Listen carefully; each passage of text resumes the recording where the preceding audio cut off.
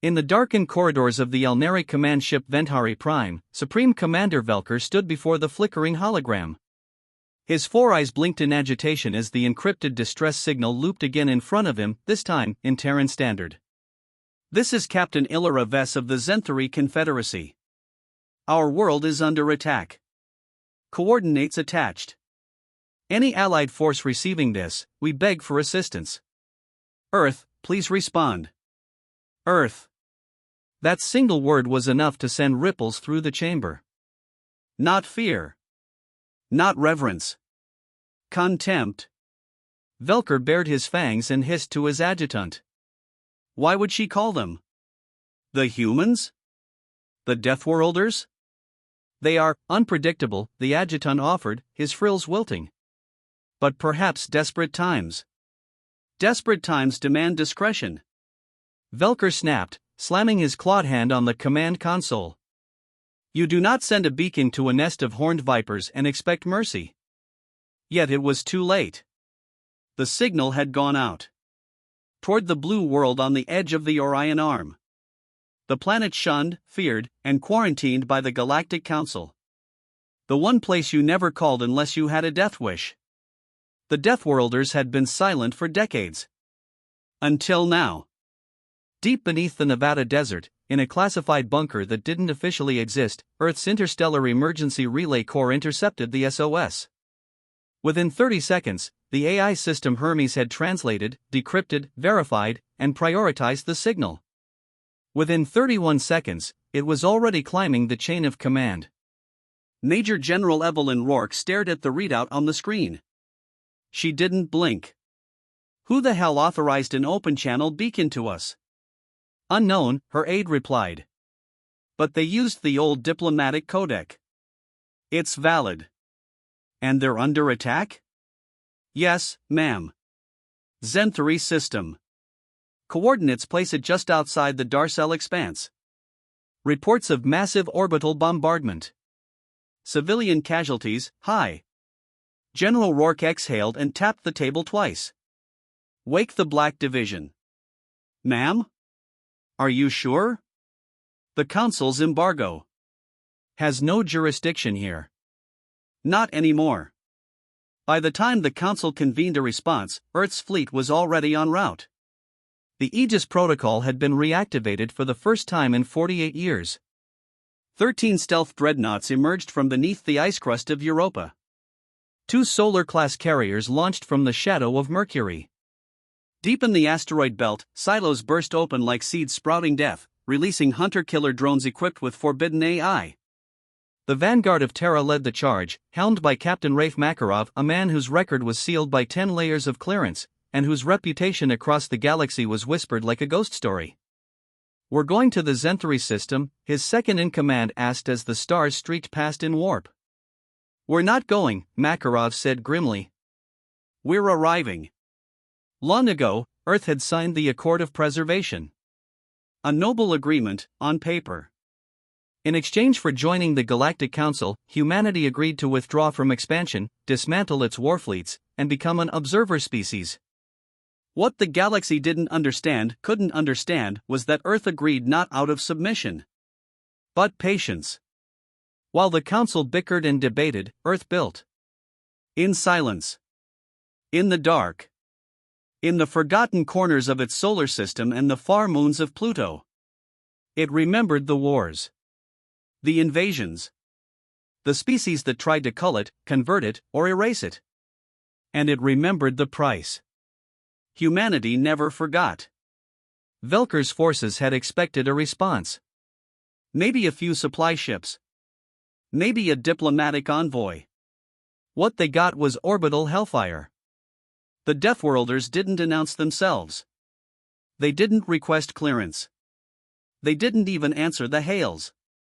They simply appeared, black hulls shimmering with anti-radar mesh, weapons glowing with blood-red heat, and opened fire. The first Zenthari city under siege was liberated in under 2 minutes. The invaders didn't retreat. They vaporized. High above, a single Earthship hovered in silent judgment. The Helion Fong. From its bow, kinetic rods the size of skyscrapers were dropped, no explosives needed. The sheer velocity punched through planetary crust. The world trembled. Velker watched from orbit, his mandibles twitching. They're not fighting. They're exterminating. And still, the signal repeated in his mind. Earth, please respond.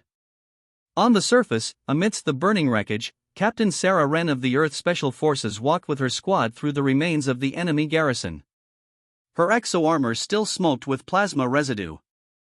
A Zenthari child peeked from behind a collapsed transport vehicle, eyes wide and unblinking. Sarah knelt, removed her helmet. The child flinched. It's okay, she said gently. You're safe now. Are you the monsters?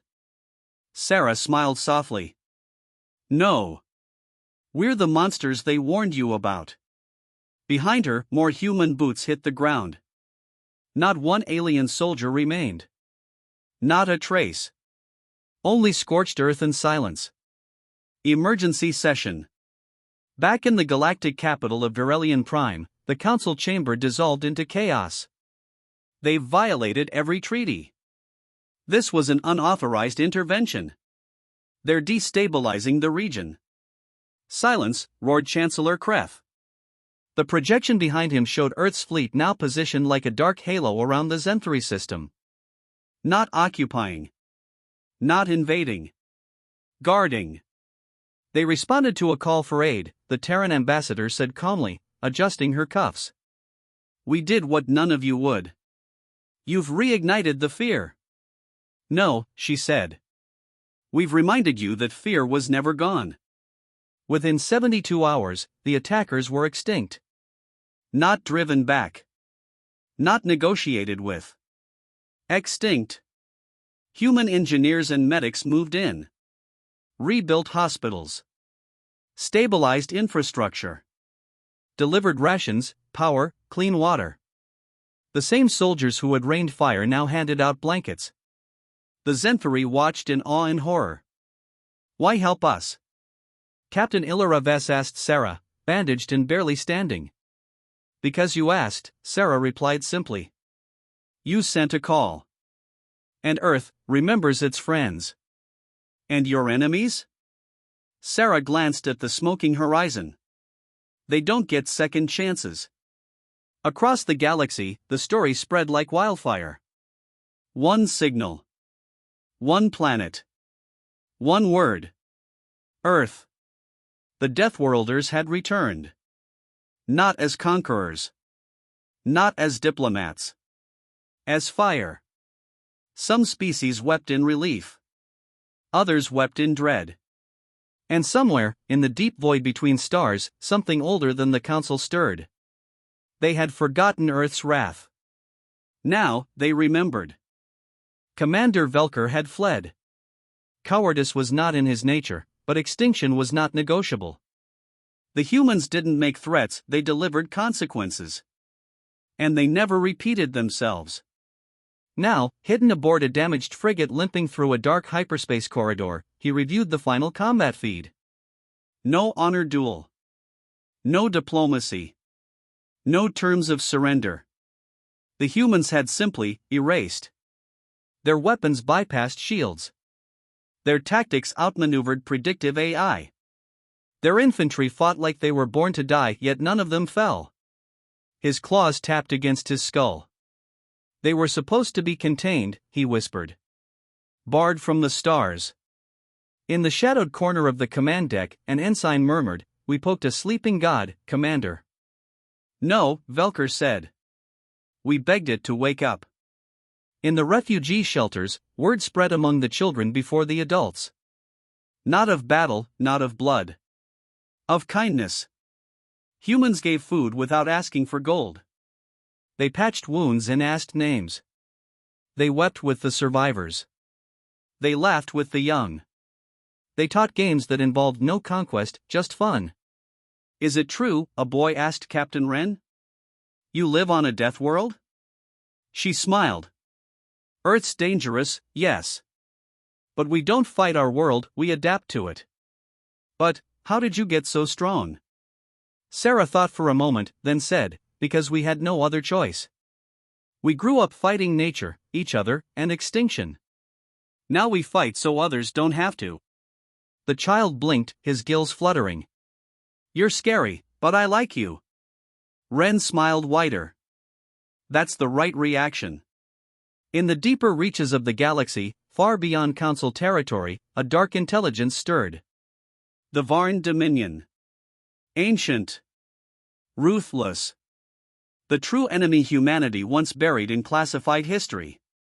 Long ago, they had tried to annihilate Earth before its rise. They failed. Now they watched the flickering images of Terran warships carving a path through the Zenthri system. Their silence was broken. They've returned, one Varn general hissed. We warned the Council. Letting the humans remain on that world was madness. They were chained, said another. They broke their chains. And now, they'll remember everything we did. A decision was made. The old war would begin again. 2 weeks later, the Galactic Council, its pride in tatters, sent a formal envoy to Earth. Not to reprimand. To plead. Inside the Terran Prime Assembly, Chancellor Kreth appeared via secure hologram. He bowed. His antennae trembled. Earth. Deathworlders, humanity. We owe you a debt. President Quan of Earth sat forward. We didn't come to collect debt. We came because someone called. You shattered the armistice. You destroyed fleets. We saved lives, she snapped. You watched while innocents burned. We acted. Kreth swallowed. And now the Varn stir. Your resurgence has awakened them. Quan leaned forward, voice cold. Then perhaps the galaxy needs Earth awake again. Earth's broadcast went out unencrypted. Unapologetic. To all sentient species.